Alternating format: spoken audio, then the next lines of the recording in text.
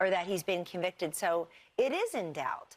And when you look at what I just think the Democrats wake up every morning, Emily, and they look at the calendar. The iPhone says January 6, 2021. The date never changes. And then they get an electric vehicle and go get an abortion. I just described the Democratic Party to you in 7 seconds. That's it. That's what I see. Yep, Kellyanne Conway, former presidential advisor and part-time scarecrow, once again offering her unique humor. I don't know if you guys know, she actually did a stand-up bit for like Washington politicians like 20 years ago and completely bombed. And she still is. So this is, she was actually talking about originally the Colorado Supreme Court ruling that struck Donald Trump from the ballot in Colorado as being unable to run for office based on the Section 3 of the 14th Amendment. As you can see, the cope is strong on the right. And we're going to talk about that. We're going to talk to actually one of the attorneys, the plaintiff's attorneys, one of the petitioner's attorneys. This is a great show. So let's just get on with the show.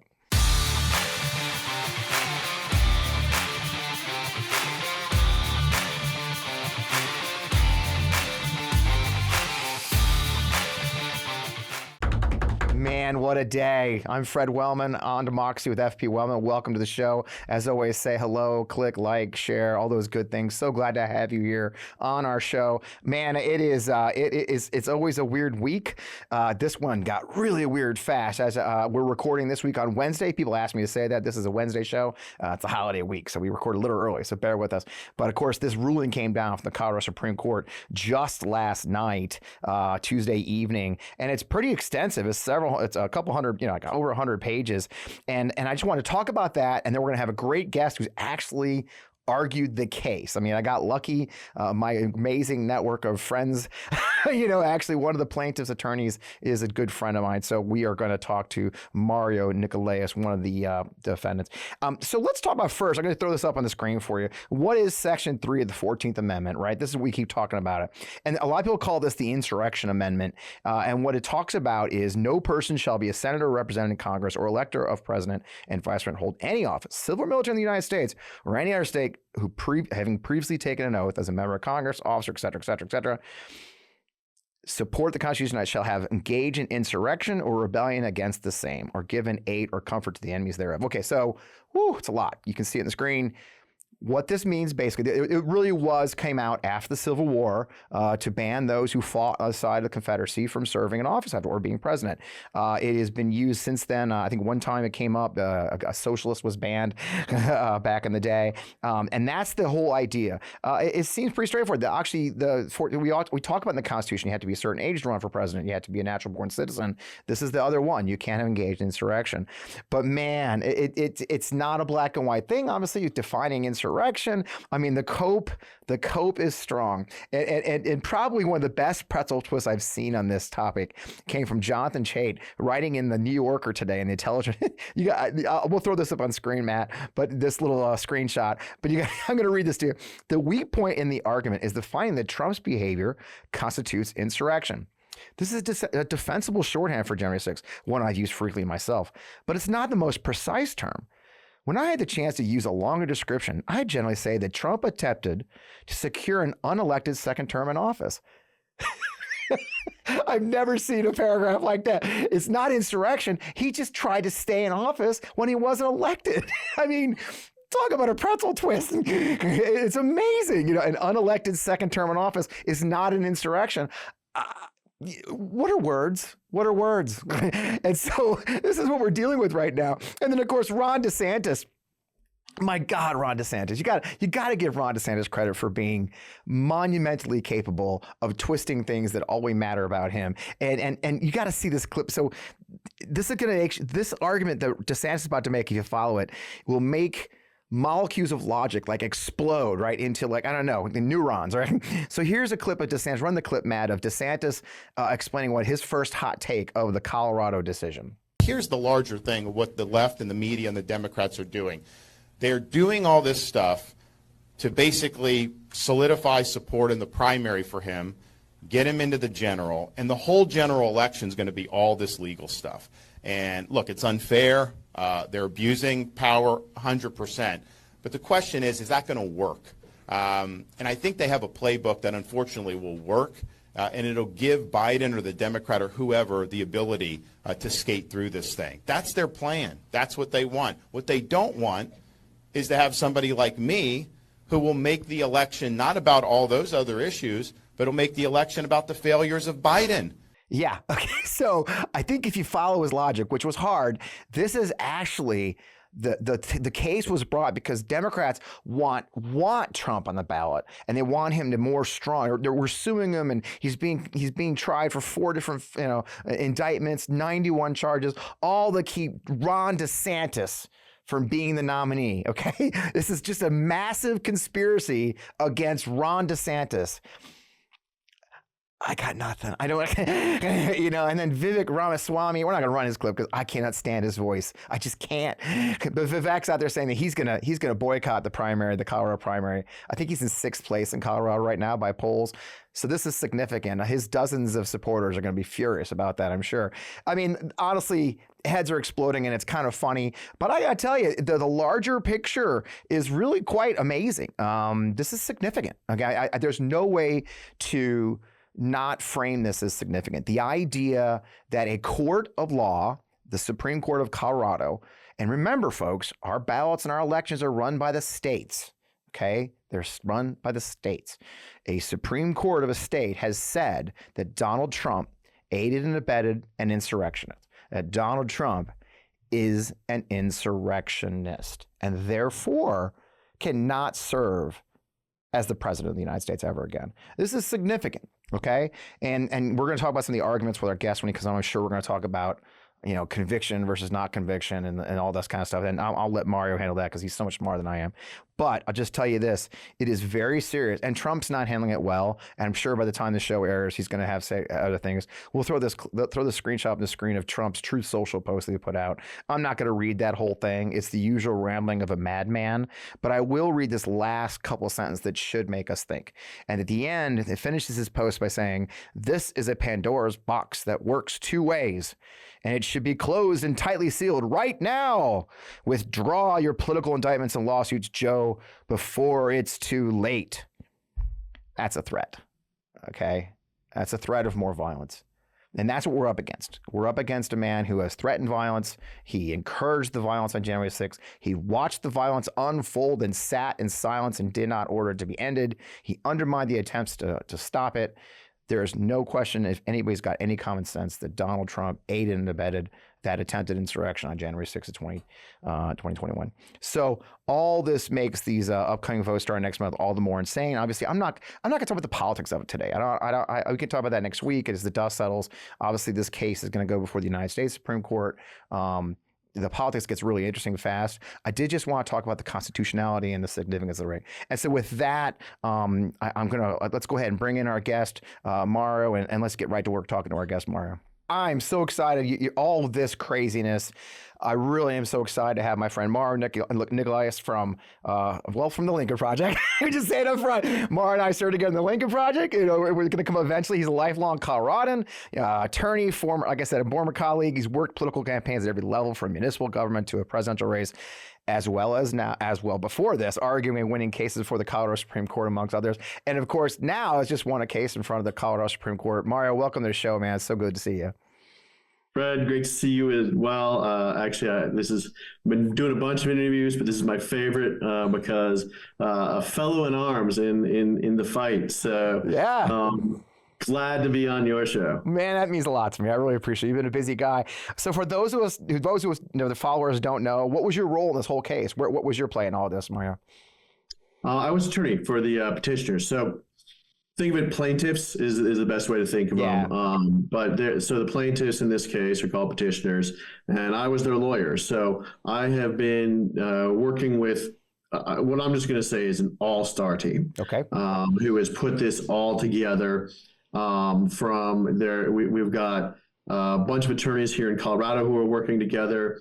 Some of the attorneys from Crew have been working with us, and we really couldn't have done it without each and every one of them contributing. And so I was involved. I did some of the trial work. So I questioned one of the U.S. Capitol Patrol officers, Winston Pinjon. I'll send you the C-SPAN from that. But I questioned him, did his direct examination. I was the one who did the cross-examination for Representative Ken Buck. Yeah. So we kind of all pitched in and went from there. And I'll tell you, I think, it is one of the differences that in this case is we had a lot more teamwork and a lot more humility on our side. Yeah. Versus it seemed like there was kind of some jockeying on the other side about who was going to do what. And hey, if you're going to be engaged in Trump world, I guess that's what you get. Yeah, everybody's got to make their presence known to get paid, if you get paid at all. Now, one of the things I've seen you talk about is, there's like 25 cases, right? There's 25. These 25 cases around the country, similar to yours, similar to what your plaintiffs. And let's start first there.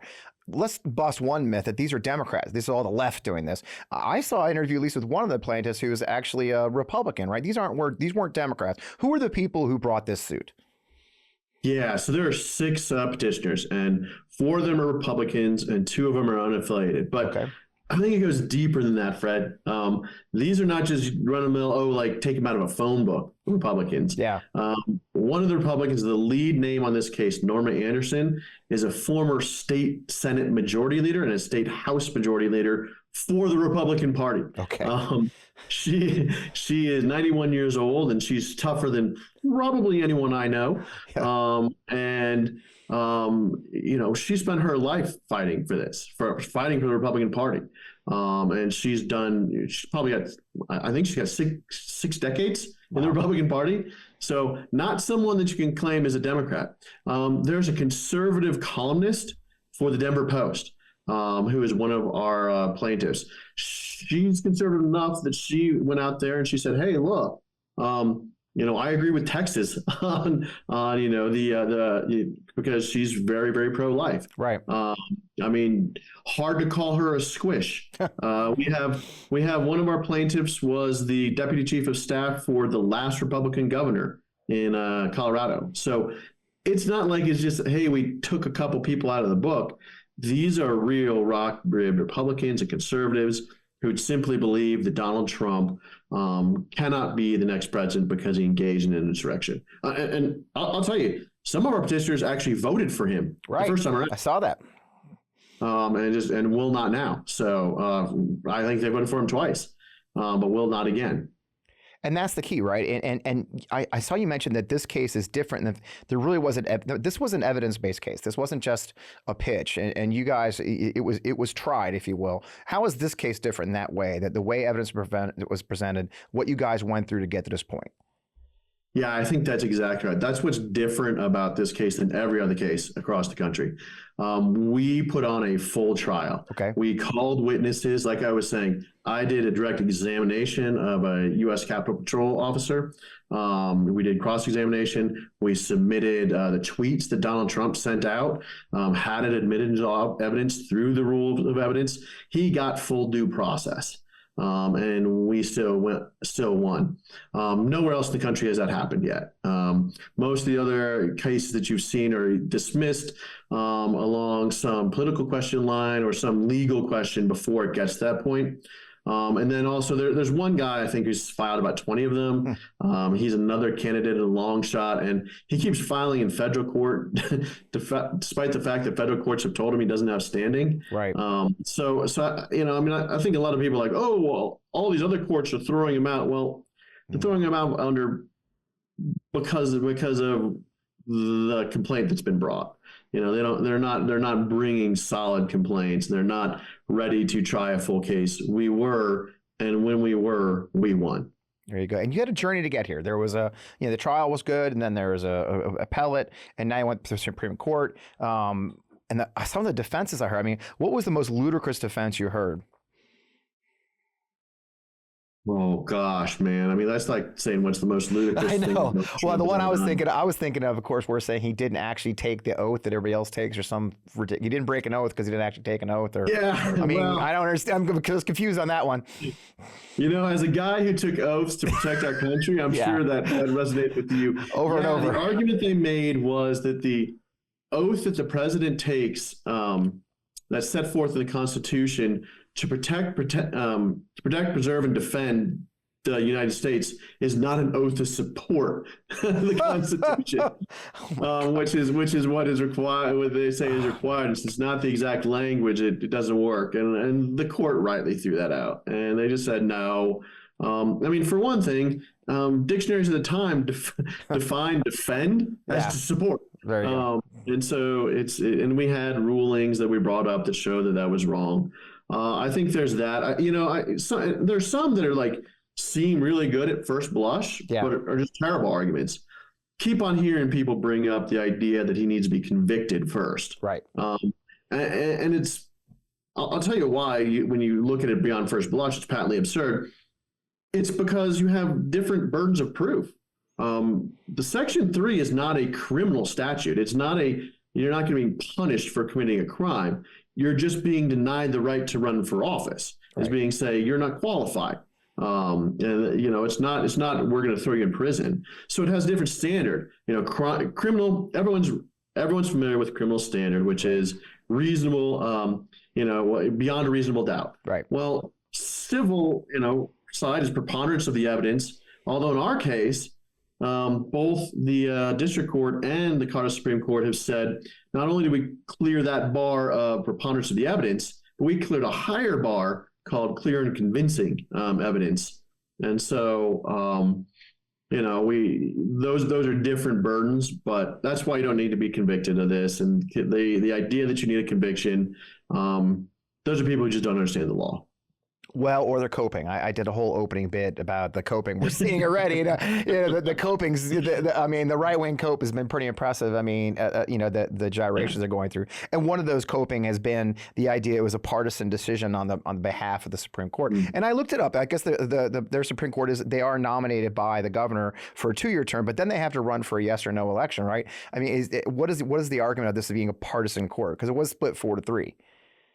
Yeah, I don't think that's much of an argument. I mean, first of all, I think they just ruled on the law. Yeah. Furthermore, if it was a partisan court and you're saying, well, whoever appointed them is going to rule the way or that, then why wasn't it unanimous? Yeah. You would expect that if that's what they were ruling based on. These judges looked at it, they ruled on it based on what they thought the law was, and a majority said the law dictates that he's not on the Colorado ballot, and we think that's the right decision. Now, I know there were some interesting arguments in the minority, that in their reports. Mm-hmm. Are there anything in the rulings as you see it that will create? And the next question will be the next steps. But what do you feel about the actual ruling? Are the statements of fact, or even the minority rule? How do you feel about what you got out of that? Is it strong? Well, are you in good shape? I'll tell you what was interesting is we thought this would have come out more quickly. The ruling would have come out more quickly. And while we were waiting, we're like, well, we're either going to lose and they just it doesn't matter because they know that we won't be able to appeal anyway.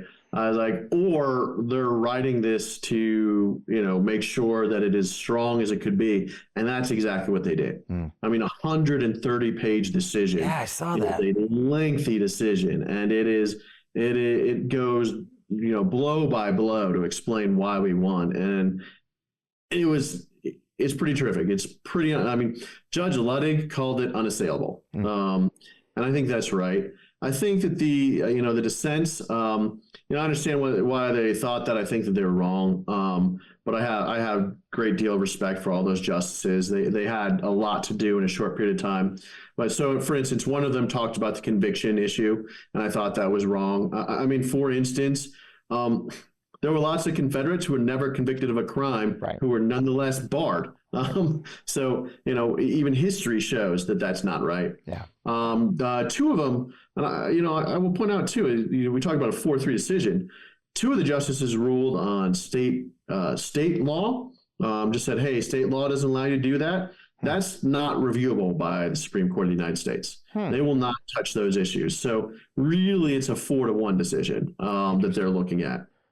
Very interesting. And, I did find out in my research that the 14th Amendment was applied for the Confederates, but also I think to keep a socialist out of office was the other time. So there's certainly not a conviction there. It just happened to be a socialist. There was words about his loyalty to the United States. So it has been used other than Confederates and other actual insurrectionists. So I think you're right. Now, obviously it's not over, but there's a timeline, right? I mean, you're running up against a deadline in Colorado. What's that? When is that? And what does that mean for the court now?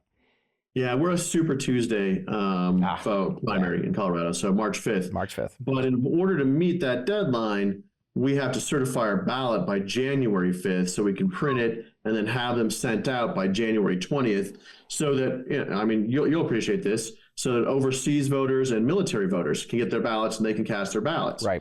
So we basically say, hey, look, we've got to have a ruling by then.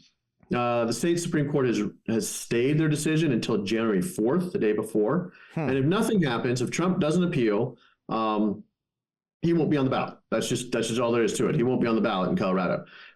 He said he's going to appeal. He's going to appeal quickly, and he wants a swift decision from the Supreme Court. And we agree. We're like, okay, we'll take you at your word. Let's do this. Yeah. And Supreme Court can act very, very quickly. Think about how quickly they acted in Bush v. Gore. Yeah. They can hear complex issues. They can hear it very, very fast. They can hear it before then if they wanted to. I don't know if that's going to happen or not. I'm not, Trump might not even file until then. I don't know. I'll take him at his word that he wants to file it right away.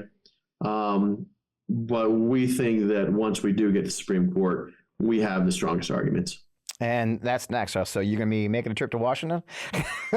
Yes, sir. Wow, it's exciting. Absolutely. And the case is strong there. Now, what do you think is the danger for the Supreme Court? Obviously, we have a very partisan Supreme Court. There's just no way around that. But do you see your chances there, or what do you think are the possible, as you lay it? No, I'm sure you were laying up last night thinking about this. Where do you see concerns or strengths as you go into the Supreme Court? You think last night was the first time we thought about it? I'm sorry. I should know you better by that. We've been hanging out for a few years now. No. I'm sorry. You're a second and third order. You're like me. You're always thinking around the curve. So, No, absolutely. I think we have a really strong argument. We have a strong chance there.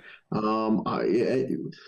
I joke about that about the first time, but it shouldn't be taken as a joke because we drafted the way that we brought this complaint and what we said in this complaint and the way that we briefed it with that in mind. And so, for instance, we probably cited no less than 3 or 4 times in our briefings a decision by then Judge Gorsuch that kicked a presidential candidate off the ballot in Colorado.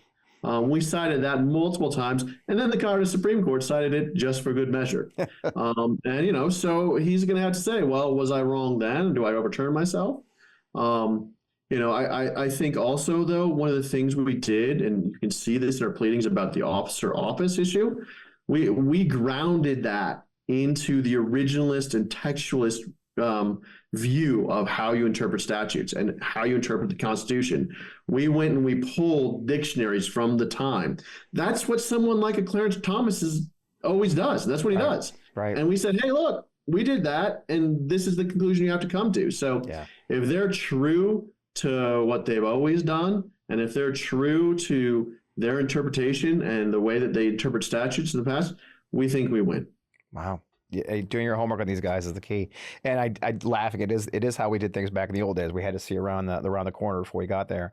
So what's next for you? I mean, how you celebrate a little bit, do some TV, and then pack your bag, right? Yeah. Well, I mean, we'll already start thinking about what we need to argue or not, but that'll depend on what Trump does or does not do. And right now, we twiddle our thumbs and enjoy our victory until we find out when we've got to appear at the U.S. Supreme Court. Now, are similar, and then our last question, I'll let you, I know you've got a million things to do because you're white popper today. Are there other cases going this way? I mean, and I guess that's the final question, probably a lot of people's minds. It worked in Colorado so far. Will this work elsewhere? I guess it's a 2-part question. 1, if somebody has the same approach in our state, will it work? And then 2, will a Supreme Court decision, if they do, just apply to Colorado, or will there be precedent? I guess those are 1 and 2 questions. So number 1, do you think they think people learn their lesson from you guys and do the same thing, or are you here? Are you talking to others? I'm going to answer the first one first. Okay. But the second one first. I think that if the Supreme Court rules in our favor, it will instantly have impact across the country. I think if the Supreme Court agrees with us and say he engaged in insurrection, he's not eligible under Section 3 of the 14th Amendment, instantly he'll be removed across the country. And he should be. And in states that refuse to do it, there'll be a federal lawsuit requiring Secretary of State to do it, and the federal courts will have they'll have no recourse to say no. They'll have to say, well, the Supreme Court's ruled. So, I think we'll see a lot of that. As for whether states are going to use this and do something like that, it's already happening. Yeah. Lieutenant Governor in California has already demanded the Secretary of State remove him from the ballot in California based on this decision. Wow. In Maine, where they already were starting with a hearing, the Secretary of State there has told them they're going to delay their hearing so they can brief on this decision, and so the Secretary of State there can review this decision. So, yeah, I think it's having a pretty good ripple effect across the country. Wow. Things get interesting. I don't want to get into the politics of it because we can talk about that later, but it does throw things into a very strange situation as people try to decide what is next as far as the campaigns and the stakes and all that kind of stuff. But I think in the end, and what drove you probably and your clients is what's right for the U.S. Constitution. I mean, I think that's where you feel your victory right now, right? Yeah, let me just end on this. We live in a rule of law country. And if you don't think that the rule of law applies to someone else, this isn't the country for you. The rule of law applies to everybody. And the supreme law of our country is the U.S. Constitution. And that's what we're doing. We're protecting the U.S. Constitution. Well, thank you for that. I mean, the politics will sort itself out, but you're right. If you want to believe, like I said, I swore an oath to it many times. I gave the better part of my adult life defending the Constitution, and I would argue we still are, so, well, congratulations. Honestly, I actually can't thank you enough for joining. We just for those who know, we just threw this together today. Mario said he has about 2 hours to go here on Wednesday. So, man, I'm proud to know you, proud of you. Congratulations, and keep us abreast of what's going on. Well, you keep up the good fight, my friend. I'm sure I'll talk to you soon. Can't wait. Someone told me there are science-backed ingredients that could help me feel 15 years younger in just a matter of months. I wouldn't have believed it. Well, then I tried Qualia Senolytics. As we age, everyone accumulates senescent cells in their body. Senescent cells cause symptoms of aging, such as aches and pains, slow workout recoveries, sluggish mental and physical energy that I know so well, all associated with that middle-aged feeling. Now, also known as zombie cells, they're old and worn out and serving on no useful function for your health anymore, but they're taking up space and nutrients from our healthy cells. Much like pruning the yellow and dead leaves and plants in my garden, Qualia Senolytic removes those worn out senescent cells to allow for the rest of them to thrive in your body.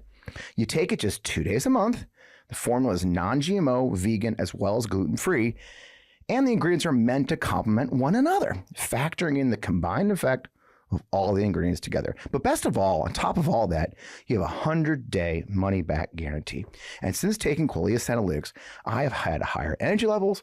I feel 15 years younger, more productive, enthusiastic in life. Not to mention, importantly for me, less aches and pains. Now, resist aging at the cellular level. Try Qualia Senolytic. Go to neurohacker.com/Fred for up to $100 off, and then use code FRED at checkout for an additional 15% off.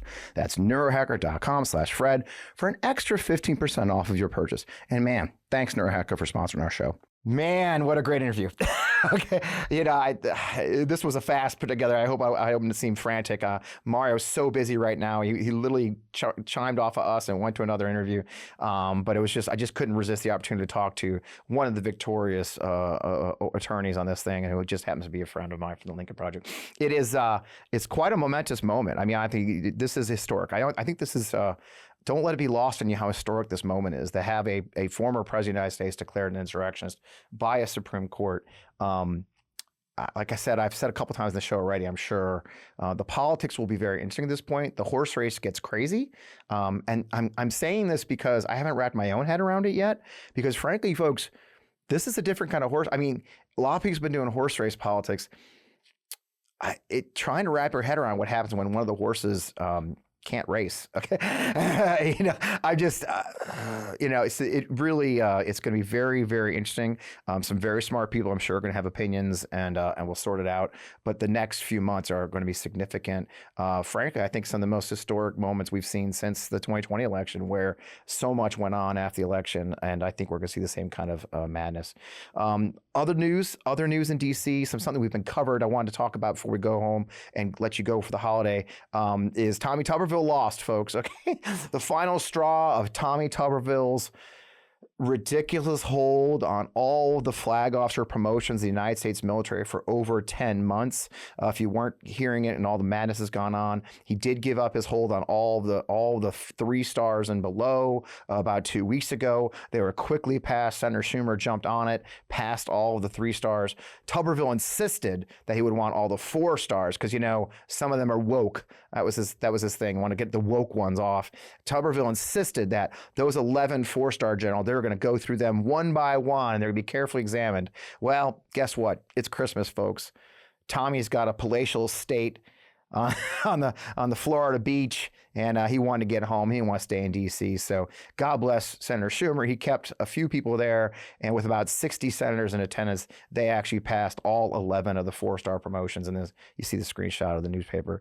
So now every one of Tommy Tuberville's holds have been lifted. Every one of those military officers and their families can now move on with their lives, and the military can go back to doing their job of not being politicized by a failed football coach from Alabama who lives in Florida. What did he get out of it? Nothing.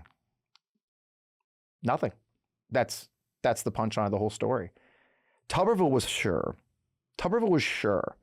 that they would cave. Look, it's funny. A lot of people have written me, and some of you good folks have made comments on the show and written me notes saying, oh, he's doing this for Trump so they can hold them till Trump comes in and put loyalists. People said he was playing 3D chess or 4D chess. And I said to you all along, folks, and I know it just doesn't make sense. No, he's a monumentally stupid and lazy person, in my humble opinion. He's a monumentally stupid, lazy person. He was positive that he would put his foot down.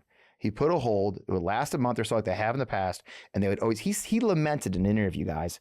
He lamented in an interview during this whole thing that he was shocked because in history, every other time, the senator got what they wanted. He was positive that they would change the policy of allowing service members to travel and paying for their travel for reproductive health care. He was positive. That's it. But then it went longer and it went longer and it went longer. And then he started getting money from abortion groups. He started getting awards from abortion groups. He started being a hero of the far right, getting Newsmax hits, getting OAN hits, getting Fox hits. He painted himself into a corner. And then he just went on, and he couldn't find an off-ramp. So finally, when the Republican Party found their spine and threatened him, his fellow Republicans, finally, which is, by the way, not to be that guy, I told you so. Okay? I fucking told you so. I said the only way this ends is when Mitch McConnell and his fellow Republicans find their damn spines and do the right thing for the nation. And ladies and gentlemen, that's what happened. When Lindsey Graham and his other peers finally got their spines and said, dude, we're going to vote with the Democrats to overturn this rule for a limited amount of time, that's when he caved. So there was never a grand scheme. There was never a big plan. There was never a hold for Trump. All the conspiracies, I'm sorry, guys, it's the simplest thing ever. He didn't want to actually do the part of legislating, of writing a bill and going to committee or convincing fellow senators to go along with him. That's like work. Tommy wants to fly in, do TV hits, fly back to Florida. That's it. That's it. That's what he did as a football coach. Okay? Took credit for other people's work. And now it's over. And what did he get? Nothing but screwing the lives of service members and their families. That's all he did. He's disgusting. And he's got another 4 years in office, folks. By the time he's around to run an election, runner for re-election, we won't even remember, probably, unfortunately. But this is what he got. The good news is we are seeing a movement, I believe. I'm not sure if it passed. I'll have to look. I apologize for not knowing. But there was a bill submitted to give all of these delayed officers the back pay and backdating their promotions to when they should have been promoted on time, and therefore not hearing, because one of our concerns, if you remember, I think we had to talk about in the show, was that all these men and women are going to have their promotions are going to be screwed, their pay is screwed. They may actually time out of their time in service because they didn't get enough time. These are details I don't want to get into because it's officer Army stuff that I did for 22 years. But the bottom line is I will give Congress credit for trying to fix that. But in the end, it's over. In the end, he lost. Good riddance. Hopefully we don't have to hear about Tommy Tuberville's stupidity for a while. Now I got to deal with J.D. Vance and all these other idiots. But for now, Tommy Tuberville has slunk his way back to Florida and is sitting on the beach right now sending racist text messages out. Last thing I want to talk about going into the holidays, a lot of people have asked, so I thought I'd give you an update. Yes, if you remember, I've talked about it briefly, and I'm trying to avoid talking about it too much. But as you may know, I was sued by Mr. Mike Flynn, who did once serve in the Army. He was the fired national security advisor for the President Trump for about a short time. He was shortest serving Defense Intelligence Agency director under President Obama, who let him go early as well. Mr. Flynn, of course, was a participant in many of the events surrounding January 6th, and of course, since then has made a living traveling the country, supporting some very extreme ideas. He sued me, for those who don't know, for essentially 3 tweets that I sent back in February and March of 2022. If you do those numbers, that's nearly 2 years ago during the invasion of Ukraine. I'm not going to go into what those said. I'm not going to repeat. The trap, of course, is that I will repeat my attacks on Mr. Flynn and give him more ammunition for his lawsuit. I'm not doing that. I will stick to the facts. And the facts are that I did serve in the Army at the same time as Mr. Flynn. I did retire with honor as Lieutenant Colonel in the United States Army. I was never fired from any of my jobs in my 22-year service, and I feel like I've honored my oath of office the entire time. I cannot say the same, in my opinion, of him. We are ready to file our reply. We had a certain amount of time to do that. We got an extension. We will file our response to his lawsuit by December 29th, I believe. I've reviewed the first draft of that response. It's great. I'm very, very blessed to have incredible attorneys, Mark Zaid and Brad Moss, and another colleague from Florida who have been very supportive, are doing it essentially pro bono for me, which is incredible. They have defeated these MAGA lawsuits before. I've got a first-class team. We are going to fight this. I believe our filing will end it, but you know how these things go, folks. Lawsuits, maybe they don't get dismissed right away. If they don't, we will continue to fight. We do have a legal defense fund. I'm not going to lie to you. I'm not a man made of money. We have set up a GoFundMe. It's being run by my attorney. It's not being run by me. That is to defray a lot of the expenses. Even when your attorneys are pro bono, you have to pay the researchers, you have to pay the filing fees, you have to pay for travel. There will be hearings I had to attend in Florida, depositions sitting across from Mr. Flynn. I'm going to do those things, and to do those, there will cost money that I don't necessarily have a pile of. So there is a legal defense fund. I think Matt's going to put it in the blurb. We'll throw it up here. I would appreciate a little bit of help. If you can't, please don't blow your money before Christmas on me. But if you can afford a little bit, it is very much appreciated, and I'll keep you abreast of what's going on. We do have to fight this. Mr. Flynn has sued many people. This is his thing. He has sued a ton of people. I think there's like half a dozen that I know of off the top of my head. This is what he's doing, as along with others in the MAGA world, Rich Grinnell and others who have sued people. Kash Patel is leading a lot of the charges. I am just one of many, but I'll tell you what, I am not backing down. I am the wrong guy.